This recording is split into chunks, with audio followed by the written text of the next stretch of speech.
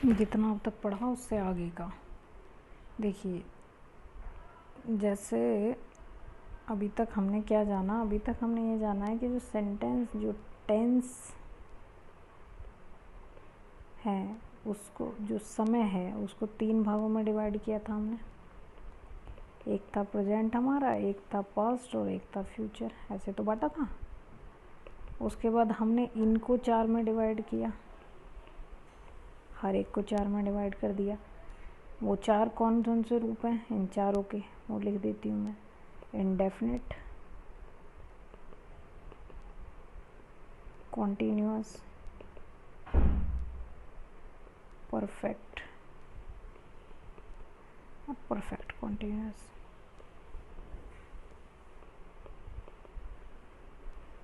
और ये जाना कि अगर वो सेंटेंस प्रेजेंट का है तो प्रेजेंट इंडेफिनिट हो जाएगा, प्रेजेंट कॉन्टीन्यूअस हो जाएगा, प्रेजेंट परफेक्ट हो जाएगा, प्रेजेंट परफेक्ट कॉन्टीन्यूअस हो जाएगा। ऐसी पास्ट के भी ये 4 हो जाएंगे, है ना। ठीक है, अब एक बात और जान लेनी है हमें।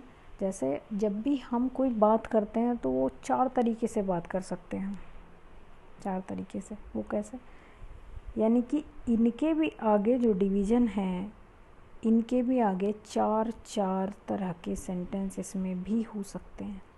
इसके भी 4 तरह के होंगे, इसके भी 4 तरह के होंगे, इसके भी 4 तरह के और इसके भी 4 तरह के। वो कैसे हो सकते हैं देखिए। एक सेंटेंस हो सकता है सिंपल, एक सेंटेंस हो सकता है नेगेटिव, घबराइए मत अभी बताती हूँ क्या है। और एक होता है सिंगल इंटरोगेटिव, एक होता है डबल इंटरोगेटिव। ठीक है जी। अब देखिए इसमें क्या है, सबसे पहले हम नेगेटिव से समझते हैं। अगर किसी सेंटेंस के मध्य में या उस सेंटेंस में कहीं भी न हो, ना हो, नहीं हो, नो हो, नोट हो, नेवर हो, यानी कि ऐसा कोई शब्द जिससे अस्वीकृति, असहमति की का बोध हो रहा हो, हमें ऐसा ही फीलिंग आ रही हो कि वहाँ से असहमति हो रही है, तो वो वाला जो सेंटेंस होता है वो होता है हमारा नेगेटिव सेंटेंस। ठीक है, अब सिंगल इंटरोगेटिव समझ लेते हैं। अगर किसी सेंटेंस का जवाब हम यस या नो में दे सकते हों, एक चीज़ तो ये, और दूसरा ये कि किसी सेंटेंस की शुरुआत क्या से हो, तो वो वाला सेंटेंस होता है हमारा सिंगल इंटरोगेटिव। ठीक है, अब हम देखते हैं डबल इंटरोगेटिव। डबल इंटरोगेटिव में क्या होता है कि अगर किसी सेंटेंस के बीच में क्या, क्यों, कब, कहाँ, कैसे, किसका, किसकी आदि, ये जो प्रश्न सूचक शब्द हैं, अगर इनमें से कोई भी शब्द आ जाता है तो इसका मतलब है कि वो सेंटेंस हमारा डबल इंटरोगेटिव सेंटेंस है। और जब ये तीनों में से कोई भी बात ना हो रही हो, यानी कि उस सेंटेंस में ना भी, नहीं भी, कुछ भी नहीं आ रहा है, ऐसा भी, उस सेंटेंस की शुरुआत भी क्या से नहीं हो रही है, उस सेंटेंस में क्या, क्यों, कब, कहाँ, कैसे भी नहीं आ रहा है, तो इसका मतलब है वो सेंटेंस हमारा सिंपल सेंटेंस हो गया। ठीक है, ये एक बात होती है। तो अभी जो हम देखेंगे, अभी हम ये देखेंगे कि सबसे पहले जो हमें पढ़ना है वो पढ़ना क्या है। सबसे पहले पढ़ेंगे हम कॉन्टीन्यूअस, यानी कि प्रेजेंट का भी कॉन्टीन्यूअस और पास्ट का भी कॉन्टीन्यूअस और फ्यूचर का भी कॉन्टीन्यूअस, एक साथ पढ़ लेंगे इसको ताकि हमें समझने में आसानी रहेगी, क्योंकि इसके अपने कुछ नियम हैं जो एक जैसे ही चलते हैं सब में, है ना। चलिए, तो आज हम शुरुआत करते हैं प्रेजेंट कॉन्टीन्यूअस से। प्रेजेंट कॉन्टीन्यूअस से देखिए धीरे धीरे पढ़ना है, एकदम एकदम बिल्कुल फ्री माइंड होकर पढ़ना है, टेंशन बिल्कुल नहीं लेनी है। छोटी सी भाषा समझ में आ जाएगी, कोई बहुत बड़ा नहीं है, गारंटी मैं लेती हूँ इस चीज़ की। जो मैं कहती हूँ आप वो करते रहिए, आप देखिएगा अब 1 महीने में आपको ये बनाना सब कुछ आ जाएगा। आपको लगेगा कि यार क्या था ये, इतना टेंशन ले रखी थी। ठीक है, चलिए अब पहले हम ये देखेंगे कि हम पहचानेंगे कैसे कि सेंटेंस वो प्रेजेंट कॉन्टीन्यूअस का, उसकी पहचान। हमें पता तो होना चाहिए, तभी तो हम बनाएंगे आगे। तो उस सेंटेंस की जो पहचान होती है वो होती है, ये है हमारे, अगर किसी सेंटेंस के लास्ट में रहा है, रही है, रहे हैं आता है हिंदी में, है ना। अभी पहले हिंदी से इंग्लिश सीखते हैं ताकि हम समझ पाएँ चीज़ों को। उसके बाद मैं आपको इंग्लिश में भी सारी चीज़ों को बता दूंगी एक बार, ताकि आप लोगों का आगे के लिए तैयार हो जाएं चीज़ें। ये है मैंने कि अब अगर हमने कोई सेंटेंस देखा और उसके लास्ट में रहा है, रही है, रहे हैं आ रहा है, तो मतलब हमें समझ आना चाहिए कि सेंटेंस जो है प्रेजेंट कंटिन्यूअस का है। ठीक है, अब इसके आगे क्या है, सेंटेंस में एक होती है helping verb. Helping verb, helping verb जो होती हैं प्रेजेंट कंटिन्यूअस की, अभी सब सुनते जाना है और फिर बाद में अभी मैं आपको सारी चीज़ें क्लियर कर दूँगी। अगर कोई डाउट होगा तो आप मुझसे फिर से पूछ लीजिएगा। इज़ एम आर होती हैं इसमें, और जो मेन वर्ब होती है इसमें, मेन वर्ब यानी कि खाना पीना, हंसना, रोना, गाना, उठना, बैठना, जगना, सोना, लिखना, पढ़ना, ये जितनी भी चीज़ें हैं जिसमें या तो एनर्जी हमारी लॉस हो रही होती है या एनर्जी हमारी गेन हो रही होती है, तो वो जो होती है वो हमारी होती है मेन वर्ब। वर्ब माने होता है क्रिया। ऐसे कोई भी काम जिससे हमें एनर्जी मिले या एनर्जी हमारी लॉस हो, उसको हम क्रिया कहते हैं। और मेन काम जो हो रहा होता है, जिसमें जो मेन है, जो मुख्य काम है, उसी को मेन वर्ब कहा जाएगा। तो इसमें हमेशा वर्ब की फर्स्ट फॉर्म में आईएनजी आएगी।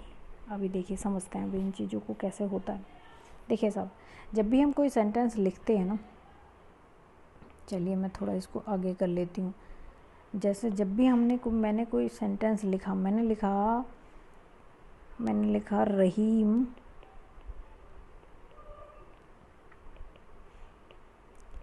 स्कूल जा रहा है, मैंने ऐसा एक सेंटेंस लिखा। अब इस सेंटेंस में दो तरह की बात हो रही होंगी। अभी मोटा मोटा हम इसको दो भागों में बांट लेंगे। एक तो वो जिसके बारे में बात हो रही है, और एक वो जो बात उसके बारे में हो रही है। तो जिसके बारे में बात हो रही है वो तो होता है सब्जेक्ट, और जो बात हो रही होती है उसके बारे में वो होती है हमारी प्रेडिकेट। अभी मोटा मोटा डिवीज़न हमने ये समझ लिया। ठीक, तो अभी क्या है, मैंने आपको बताया है कि सेंटेंस को बनाने का जो तरीका है वो ऐसा ही होता है। हिंदी में ऐसा है, इसका एक अपना पर्टिकुलर सेट पैटर्न है कि इसको ऐसे ही लिखना है। ऐसे इंग्लिश में भी होगा ऑब्वियसली। तो अगर मुझे इसे इंग्लिश में बनाना होगा तो सबसे पहले मैं सिंपल सेंटेंस की बात कर रही हूँ आज, यानी कि आज हम क्या पढ़ रहे हैं, प्रेजेंट कॉन्टिन्यूअस का भी सिंपल सेंटेंस पढ़ रहे हैं सबसे।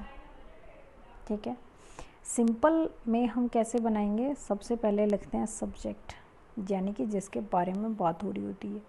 उसके बाद लिखते हैं हेल्पिंग वर्ब, और उसके बाद लिखते हैं मेन वर्ब, और उसकी भी आईएनजी फॉर्म लिखते हैं। जो बच जाता है उसको हम बाद में लिख देते हैं, ऑब्जेक्ट हो जाता है वो हमारा। ठीक है, अब जैसे इसी वर्ड में मैं देखूं, इसी वाक्य में मैं देखूं, तो इसमें सब्जेक्ट क्या है हमारा, सब्जेक्ट है हमारा रहीम। तो रहीम को उठा के मैंने यहाँ लिख दिया सब्जेक्ट की जगह। अब देखिए, जो हेल्पिंग वर्ब मैंने बताई है, हेल्पिंग वर्ब जो होती है इसमें, वो होती है इज होगा, या तो एम होगा या तो आर होगा। अगर सब्जेक्ट हमारा आई है तो उसके साथ में जो हेल्पिंग वर्ब होगी वो हमेशा एम होगी। और अगर सब्जेक्ट हमारा एक है, आई नहीं है लेकिन एक का बोध हो रहा है सब्जेक्ट से, तो उसके जो हेल्पिंग वर्ब होगी वो इज होगी।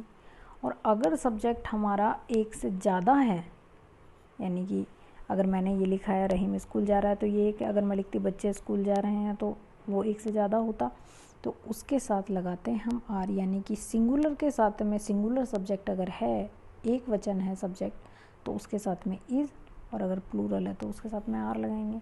अब देखिए, अब हेल्पिंग वर्ब, सब्जेक्ट हमारा कैसा है, सिंगल है, तो हेल्पिंग वर्ब क्या लगेगी, मैंने बताया सिंगल है तो उसके साथ में लगाएंगे हम इज़। उसके बाद इसमें देखेंगे कि मुख्य काम क्या हो रहा है, तो जाने का जो है काम वो मुख्य हो रहा है, मुख्य है इसमें, तो गो, जाने की गो, और इसका ये नियम है कि इसमें ing फॉर्म आती है तो गोइंग हो गया, तो रहीम इज़ गोइंग। बाकी अब क्या बच गया, स्कूल, टू स्कूल हो जाएगा। ठीक है, तो ये ऐसे बन जाएगा सेंटेंस। तो आज हमने सीखा है प्रेजेंट कॉन्टीन्यूअस का भी सिंपल सेंटेंस बनाना।